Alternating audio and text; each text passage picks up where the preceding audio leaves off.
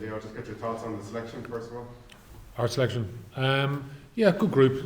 Backline the same as last week. We made some changes to the forwards just to freshen things up. Really, I think we've got a good competitive group, and yeah, guys are looking forward to the challenge here against a team that have a strong history in the competition. Proud team, very well backed team, a team that have sort of stated ambitions that they want to win the tournament as well. So for us, yeah, we try to prepare well this week, as we always do, and we'll see how we go. Yeah, there's yeah, like it's great to be here at the Aviva, for us, and to have a expected big crowd, because that's what the lads love. Like, they want to play, and like you just did a team run there. Pitch looks beautiful, so just trying to put on a big performance, and that's probably the big thing, is really trying to focus on ourselves. So in terms of the team, yeah, as I said, there's continuity. A couple of guys come back in to the mix this week in terms of selection parts.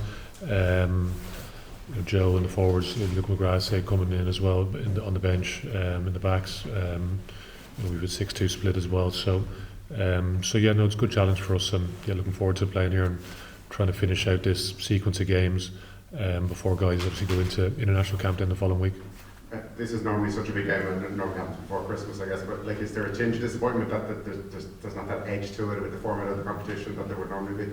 Well, there's still plenty of edge to it, like, because Racing are desperate to qualify for the last 8, and for us, we want to try and put in a big performance here. So we have that desperation to put in a big performance at home in front of, as I said, friends and family and all the people that support us. So I think there's going to be plenty of edge in the game.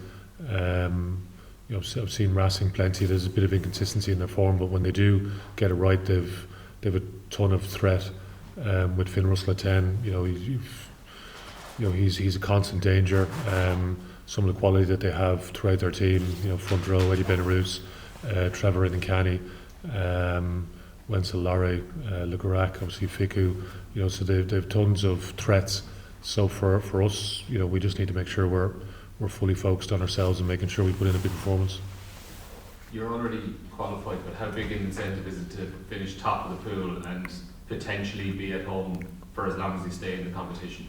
Yeah, I think it is a significant incentive, but the big thing is, like, that's kind of is it very outcome orientated, isn't it? So for us, just trying to strip it back this week has been the big focus, really, about how do we put in a big performance.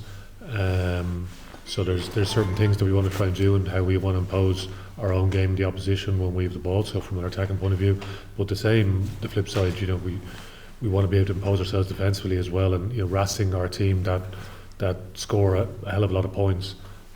So as I said, like, we just need to make sure we're able to impose our defensive game on them, because they've a very unpredictable attacking team with some real star quality individuals. You think the likes of Gallant, Christian Wade, the speed that they have in their team. So they're going to be a constant threat. So just making sure that we're very clear what that's going to involve. Scott Penny is on the bench. Feels like a very overdue Champions Cup debut for him. No, Scott's been excellent for us this season. So, hopefully he'll have good impact off the bench. I think it'll be important for us. But yeah, we're lucky we've got some competitive back rowers there, but it's similar in other parts of the team as well. But again, just that bit of freshness, and Scott will have a real point to prove if and when he gets on the field. Leo, Ross Byrne has been named in the Ireland squad yesterday. As someone who's seen him plugging away for Leinster all the time, never let the temperature drop, how satisfying is it just to see him getting the rewards from it? Yeah, look, it's great to see all the guys get selected. And yeah, Ross, someone called in late in the day here in November, and kicking the winning penalty in the last 7 or 8 minutes of that game against Australia. Came back straight in with us the week after, and he's been a key figure for the group over the last couple of months since that game here. So it's great to see him get rewarded again. He was working away in the background. He was ready when he got that opportunity in November, and it's the same. We say the same message to a lot of our guys. They need to be ready for when that opportunity comes. So he's had to be patient and persevere away, but yeah, no, it's great to see Ross back in there. And Jamie Osborne, I think he's the only uncapped player in that squad. Obviously, Andy Farrell and Co are seeing something in him that really impresses them. What are you seeing from him? Well, I think if you watched the game last week, you'd see plenty. You know, he's given a lot of versatility to the team for starters, so I think there's definitely an attraction in that. He's got a massive left boot, which is a great asset that he has. But he's getting better all the time in terms of, you see some of the lines he ran in the game last week against Gloucester. You know how, even his ability to finish as well. So when he made that break through the line, so and defensively, yeah, like he's played a couple of games with Gary in particular, that 12-13 combo. So they've been very, very sound there, the two of them. So yeah, like he's still very young, Jamie, but he's getting better all the time, which is exciting. But he's a great attitude, very dedicated to going about his work and just trying to improve week on week. And yeah, great to see him called up as well. Sorry, just one more for me. Just kind of touching on Neil's point. You would have home advantage all the way to the final order to make it there if you're to win tomorrow. Not in terms of how much of an incentive is that to win tomorrow, but just on the point of home advantage. How important is that in this competition? It's not the be all and end all. I know that for certain. Yeah, I think back 20 years ago, 2003, we had we had a route to the final. Back in the Land's End Road days, we had a quarter final here, where Leinster beat Biarritz, but unfortunately then lost against Perpignan in the semi-final, because everyone started talking about the final and just this sort of road being mapped out. But that's unfortunately not the way it is. They're very motivated teams.